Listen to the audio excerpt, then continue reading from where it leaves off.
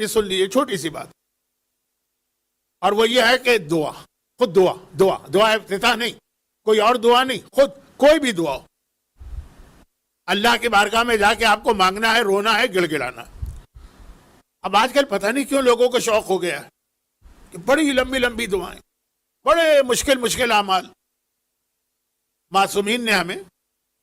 بعض اوقات اس سے روکا بھی ہے اور کہا ہے کہ جب یہ مختصر دعا سے تمہارے سارے مسئلے حل ہو سکتے ہیں تو تفصیلی دعا کیوں مانگ رہے؟ اب یہ کیوں مانگ رہے ہو کی تشریح میرے اس عنوان میں آنے والی ہے۔ تو اس میں سے بہار میں علامہ مجلسی نے بھی یہ لکھا ہے اور دیگر کتابوں میں بھی ہے کہ امام کے ایک صحابی کا جملہ ہے کہ میری زندگی کا کوئی مرحلہ ایسا پیش نہیں آیا، کوئی پریشانی جس میں نے یہ دعا نہ پڑھی اور وہ مسئلہ فوراً حل نہ ہوا۔ اچھا، اب اس کے اندر ایک ذرا سا ٹیکنیکل پوائنٹ ہے، اور وہ یہ ہے کہ یہ دعا کا جو اتنا اثر بتایا جا رہا ہے، اچھا مجھ پر اس وقت زیادہ اثر اس لیے ہے کہ ابھی میں نے 10 دن پہلے یہ دعا یہاں سے پہلے جو میں اشرا پڑھ رہا تھا،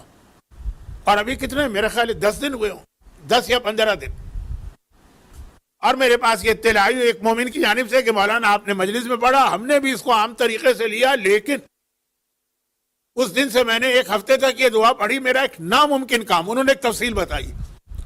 بس سمجھ لیجئے کہ کوئی آدمی مر رہا ہو، مرتا ہوا آدمی زندہ ہو جائے، نہیں یہ جملہ بھی غلط،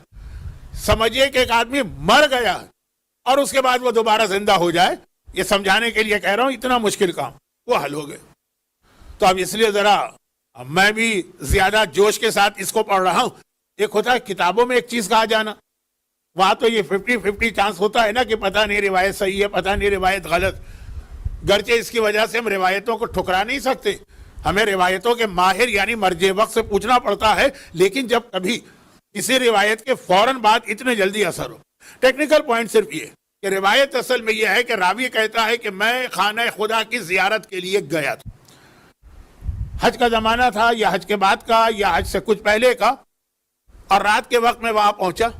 آج کی دنیا اور 1300 سال پہلے کی دنیا میں زمین و آسمان کا فرق ہے، مجمع کے اعتبار سے بھی، اندھیری رات، آج تو رات کبھی اندھیری ہوتی ہی نہیں ہے، اتنی روشنی ہوتی ہے کہ آپ کو رات کو زیادہ مزہ آئے گا، دن کو زیادہ تکلیف ہوگی، تو جب کہ روایت ہے اس وقت رات کے وقت خانہ خدا کے صحن میں کسی کا ہونا تقریباً ناممکن ہوتا تھا۔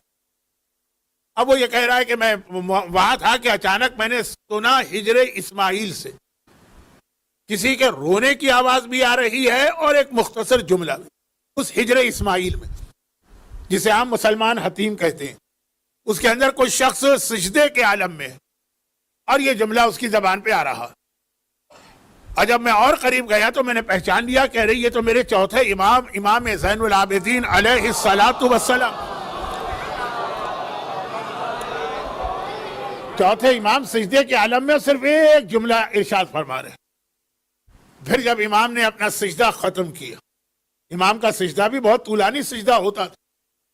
تو راوی نے کہا کہ مولا یہ جو آپ فرما رہے تھے یہ کیوں؟ کہا یہ وہ دعا ہے کہ انسان دنیا کے کسی کام کے لیے بھی یہ دعا کرے گا، اس کا وہ کام فوراً ہو جائے گا۔ دیکھیں وہ روایتوں کو میں نہیں مانتا ہوں، یعنی میں سے مطلب میری حیثیت کچھ نہیں ہے، مراجع جو روایتوں کی پرکھ کرتے ہیں، جس میں اس قسم کے جملے ہوتے ہیں کہ اگر یہ دعا کی تم نے اور کام نہیں ہوا تو مجھ پر لعنت کرنا یا میرا گلا پکڑنا یا مجھ سے آ کے شکایت کرنا، وہ ساری باتیں غلط۔ لیکن امام نے کہا کہ ہر کام، اور راوی کا پھر جملہ تھا کہ میں نے اس کے بعد جس مسئلے میں، ہاں مسئلہ ہونا چاہیے، ہمارے یہاں لوگ دعاؤں کو بھی غلط استعمال کیا کرتے ہیں۔ دیکھیے یا کراچی میں ٹیکسی نہیں مل رہی ہے تو دعا اس نے مانگی، یا ویگن نہیں آ رہی ہے جس میں اس کو جانا ہے تو اس نے اتنی اسٹرانگ دعا مانگ لی جو امام نے کہا مردے کو زندہ کر دی۔ ہر دعا کا اپنا ایک طریقہ ہے اس کے استعمال کا، جس کو آپ سمجھیں گے میڈیکل سائنس۔ خلاصہ یہ ہے کہ راوی کہتا ہے کہ جس بڑے مسئلے میں نے یہ دعا مانگی، یہ چوتھے امام کی دعا، چوتھے امام کی صحیفہ کاملہ اٹھا کے دیکھ لیجیے، وہ والی لمبی لمبی دعائیں پڑھنے والا امام معصوم مختصر دعا پڑھ رہا ہجر اسماعیل، اور ابھی کا ہر مسئلہ حل ہوا۔ لیکن میں نے کہا اس میں ایک ٹیکنیکل پوائنٹ یہ تھا کہ یہ دعا چوتھے امام نے ہجر اسماعیل میں مانگی، تو اس کی بیسٹ جگہ تو وہی، کیونکہ دعا میں الفاظ کے ساتھ دو چیزیں اور دیکھنا ہوتی، اوقات، ٹائمنگز، کہ کب کس ٹائم کی یہ دعا ہے اور جگہ کس جگہ کی یہ دعا ہے.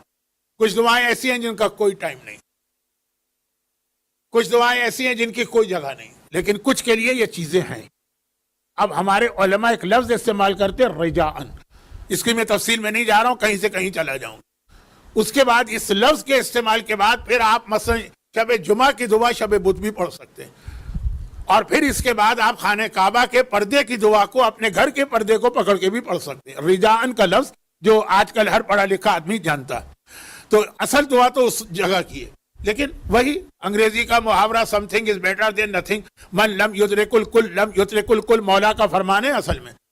جسے پوری چیز نہ ملے تو جتنی ملے اتنی تو کم از کم حاصل کر لے. تو چار لفظ یہ دعا کیا ہے؟ آسان ترین دعا. راوی کہتا ہے امام سجدے میں کہہ رہے تھے کہ عبدو کا بفنائک, قائلو کا بفنائک, مسکینوں کا بفنائک, فقیروں کا بفنائک. بس فنا مانے دہلیز, دروازہ, چوکھٹ. تیرا بندہ تیرے دروازے تیری چوکھٹ پر, سوال کرنے والا تجھ سے سوال کر, سائلوں کا تجھ سے سوال کرنے والا تیری چوکھٹ پر, مسکینوں کا تیری بارگاہ میں مسکین بن کے آنے والا تیری چوکھٹ پر ہے, فقیروں کا تیرا محتاج ہے تیری چوکھٹ پر. بس ایک جملہ. جتنی دیر امام نے ذکر کیا وہ کیا, کیونکہ امام تو یہ دعا کسی حاجت کے لیے نہیں مانگ رہے ہوں گے. لیکن پھر راوی کہتا ہے کہ زندگی میں میرا کوئی مسئلہ نہیں رکا